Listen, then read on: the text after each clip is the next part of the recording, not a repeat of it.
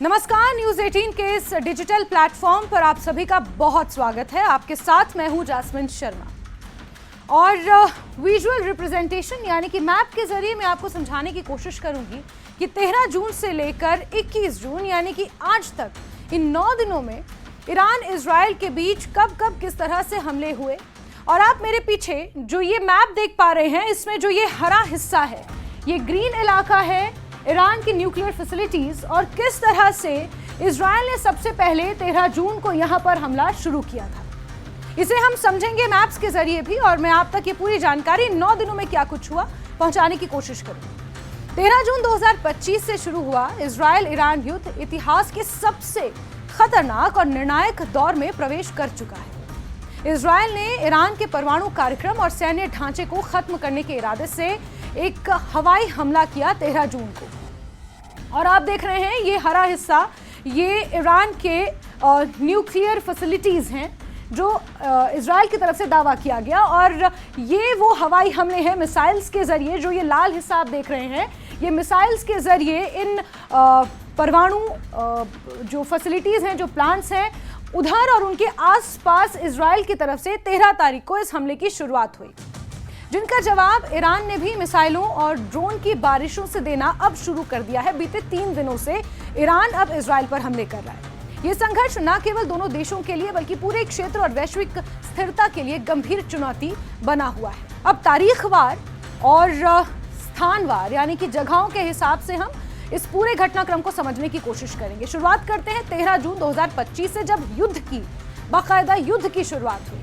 Israel का हमला Iran पर सबसे पहले हुआ ऑपरेशन राइजिंग लाइन के तहत। ऑपरेशन राइजिंग लाइन के तहत ईरान के परमाणु ठिकाने, जिसमें नतांज परमाणु ठिकाना है, इसके बाद इस्फहान, फोर्दो न्यूक्लियर फैसिलिटीज हैं, इन पर हमला किया गया इजराइल की तरफ से। और ये ग्रीन, जैसे मैंने पहले भी बताया, ये वो कुछ परमाणु ठिकाने हैं जिसमें नतांज है, इस्फहान है, फोर्दो है। ये वो तमाम परमाणु या न्यूक्लियर फैसिलिटीज हैं जिन पर हमला किया गया। तेहरान के सरकारी भवनों और मिसाइल बेस पर अचानक बड़े पैमाने पर हवाई हमले शुरू हो गए।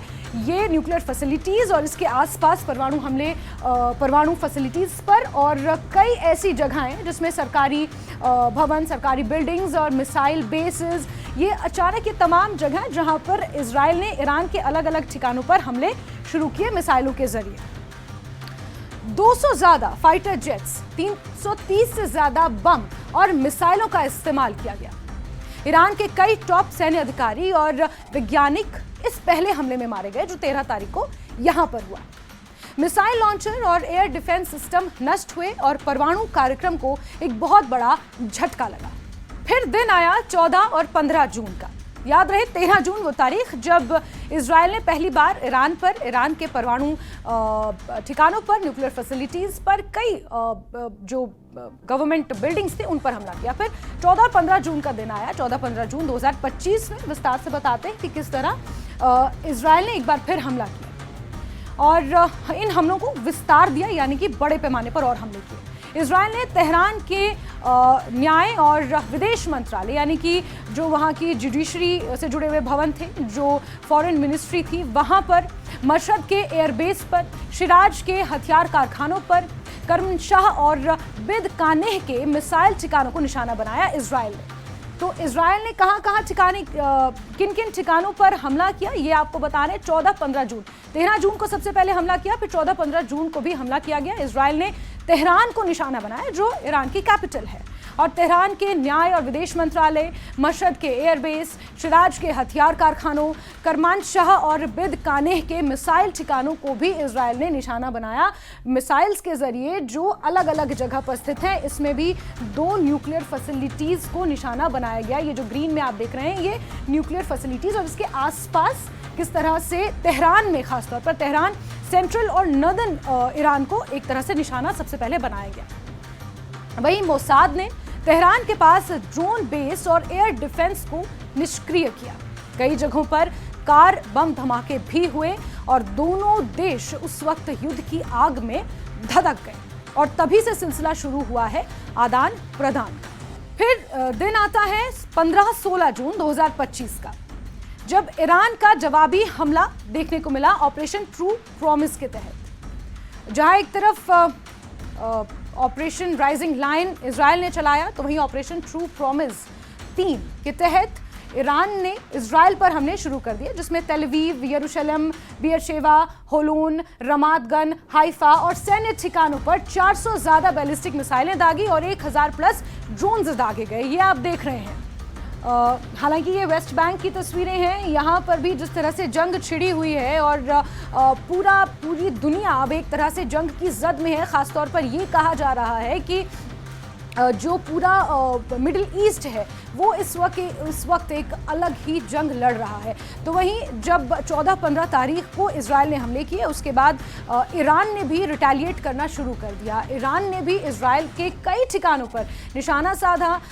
इजराइल में भी हमले शुरू कर दिए। 15 और 16 जून का जिक्र हो रहा है। ईरान का जवाबी हमला ऑपरेशन ट्रू प्रॉमिस 3 के तहत हुआ, जिसमें तेल अवीव, यरूशलेम और तमाम शहरों को निशाना बनाया गया। 400 से ज़्यादा बैलिस्टिक मिसाइलें दागी गई, 1000 प्लस ड्रोन दागे गए और आज इस युद्ध का 9वां दिन है। इजराइल की एयर डिफेंस ने कई मिसाइलें रोकी, लेकिन कुछ अस्पताल, अपार्टमेंट, स्कूल, टेक्नोलॉजी पार्क, जिसमें माइक्रोसॉफ्ट की बिल्डिंग को भी नुकसान पहुंचा। 24 नागरिक मारे गए, 600 से ज़्यादा लोग इसमें जख्मी हुए। फिर आगे बढ़ते हुए आप मेरे पीछे एक और चार्ट देख रहे हैं, इसे हम बाद में एक्सप्लेन करेंगे, लेकिन मैं बता दूं कि 17 और 19 जून के बीच क्या हुआ।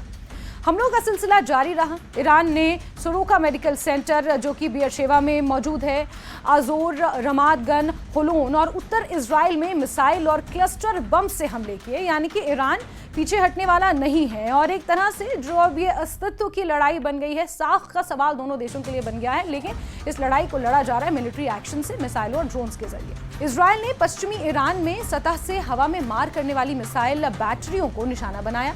ईरानी सैनिक इसमें मारे गए। फिर वक्त आया 20 से 21 जून का। 20 और 21 जून का संघर्ष आपको बताएं तो दोनों देशों में ये संघर्ष अभी भी जारी है। मिसाइल और ड्रोन हमलों का सिलसिला अभी भी जारी है। अब तक इजराइल में 24 लोगों की मौत हो चुकी है, 838 यानी कि 838 लोग जख्मी हैं। 21 जून तक का ये आधिकारिक आंकड़ा सामने आया है। इजराइल ने ये चेतावनी दी है कि ये युद्ध लंबा चल सकता है, हफ्तों तक खिंच सकता है। ये युद्ध अब केवल सैन्य टकराव नहीं, बल्कि क्षेत्रीय और वैश्विक स्थिरता के लिए गंभीर खतरे का संकेत है। इजराइल और ईरान दोनों ही पीछे हटने को तैयार बिल्कुल नहीं हैं और हर दिन नई तबाही और मानवीय संकट की खबरें सामने आ रही हैं। कूटनीतिक प्रयास फिलहाल पूरी तरह से विफल हैं और युद्ध का दायरा बढ़ने की आशंका बनी हुई है। आने वाले दिन पूरे मध्य पूर्व यानी मिडिल ईस्ट और दुनिया के लिए एक निर्णायक वक्त साबित हो सकता है। अब इस चार्ट को अगर आप देखेंगे तो इस चार्ट के जरिए हम ये समझने की कोशिश करेंगे कि इजराइल ने ईरान में कहां-कहां हमले किए। हम देखते हैं 13 जून से शुरुआत हुई और फिर ईरान ने जो जवाबी हमला किया वो कैसे किया, इसे भी समझने की कोशिश करते हैं। 13 जून का वक्त जहां Natanz, Isfahan, Fordow, Tehran missile basis पर हमला किया गया। तेहरान जो कैपिटल है ईरान की, वहां पर इजराइल ने सबसे पहले 13 जून को हमला किया। फिर उसके बाद अगर ईरान के रिटेलिएशन की बात की जाए तो ईरान ने उस वक्त कोई रिटेलिएट नहीं किया, अपना वक्त लिया। 14 से 15 जून तेहरान के सरकारी भवन यानी कि official buildings, Mashhad, Siraj, Kermanshah यानी कि ये तमाम इलाके जो बेसिकली जहां पर अधिकारी बैठते हैं या कुछ ऐसे वीवीआईपी एरियाज होते हैं हर शहर में, हर कंट्री में, हर कैपिटल में, वहां पर इजराइल ने निशाना साधा 14 से 15 तारीख के बीच, जिसमें ईरान के कई जो वैज्ञानिक थे वो भी मारे गए और कई जो उनके सेना के अधिकारी थे वो भी उसमें मारे गए। हालांकि अब ईरान ने उन्हें रिप्लेस कर दिया, उनकी जगह और लोगों की नियुक्ति कर दी है। फिर इस दिन 14 और 15 जून को ईरान ने कोई रिटेलिएट नहीं किया। जैसे कि मैंने कहा कि वेट किया ईरान ने कि किस तरह से रिटेलिएट किया जाए। उसके बाद वक्त आया 15-16 जून का और 17 से 19 जून। यहाँ पर इजराइल ने कुछ नहीं किया क्योंकि तब तक ईरान तेल अवीव, यरूशलेम, बेयरशेवा, हाइफा, रमात गन और होलोन, ये वो तमाम शहर ईरान उन पर हमला कर चुका था।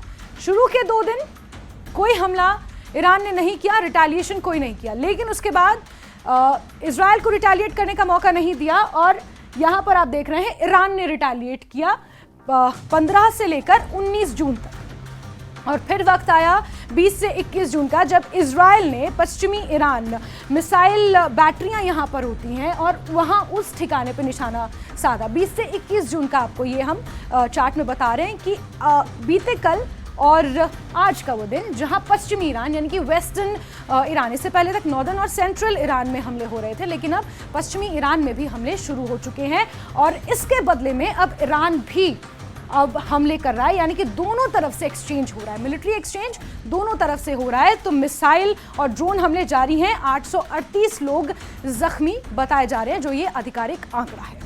वहीं वॉशिंगटन में अहम मुलाकात इजराइल के वजीर आजम बेंजामिन नेतन्याहू और अमेरिकी सदर डोनाल्ड ट्रंप के दरमियान हुई। वॉशिंगटन में यह अहम मुलाकात हुई है। इस मुलाकात में अमेरिका के आला ओहदेदार भी शरीक रहे। दोनों रहनुमाओं ने ईरान के खिलाफ इजराइल के जंगी ऑपरेशन, इलाकाई सलामती और अमेरिकी दखलंदाजी के इम्तहानात पर गुफ्तगू की। ट्रंप ने वाज़ेह किया कि अमेरिका अमन का हामी है, लेकिन अगर जरूरत पड़ी तो ताकत के इस्तेमाल से भी पीछे नहीं हटेगा। नेतन्याहू ने कहा कि इजराइल अकेला भी ईरान के तमाम साहस यानी कि जो उनके सेंसिटिव ठिकाने हैं उन्हें निशाना बना सकता है, मगर अमेरिकी ताउवन यानी कि अमेरिकी सहयोग से उसकी ताकत कई गुना बढ़ जाएगी। दूसरी जानिब चीन और रूस ने खुलकर ईरान की हिमायत का ऐलान कर दिया है। दोनों ममालिक ने इजराइल के हमलों को शदीद मजम्मत की है और ईरान के साथ अपने स्ट्रेटेजिक, फौजी और माशी रिश्ते और मजबूत किए हैं। रूस और चीन ने आलमी मंचों पर ईरान के हक में बयान दिया और पश्चिमी दखलंदाजी के खिलाफ सख्त अल्फाज इस्तेमाल किए। रूस ने अपने कुछ फौजी वसाइल भी इलाके में अलर्ट कर दिए हैं, जबकि चीन ने ईरान के साथ ताइवान और दिफाई मुआहदियों को तेज कर दिया है। इलाकाई और आलमी असर इसका क्या हुआ वो भी आपको बताते हैं। नेतन्याहू ट्रंप की मुलाकात और चीन रूस की हिमायत से वाज़ेह की अब ये जंग सिर्फ दो ममालिक की नहीं बल्कि आलमी ताकतों के तसादुम यानी कि टकराव की शक्ल इख्तियार कर चुकी है। अमेरिका, इजराइल, चीन और रूस, इन चारों की सीधी या गैर मुस्तकीम शिरकत से जंग के और बढ़ने का इम्कान है। आने वाले दिनों में ट्रंप हुकूमत का फैसला और चीन रूस की हिकमत आलमी दोनों ही इस बहरान की सिमत तय करेंगे। आखिर में वॉशिंगटन में नेतन्याहू ट्रंप की मुलाकात और दूसरी तरफ चीन रूस की खुली हिमायत ये साबित करती है कि इजराइल ईरान तनाज़ा अब आलमी सतह पर तसादुम की तरफ बढ़ रहा है। अगले 2 हफ्ते इस पूरे बहरान के लिए इंतहाई अहम साबित हो सकते हैं।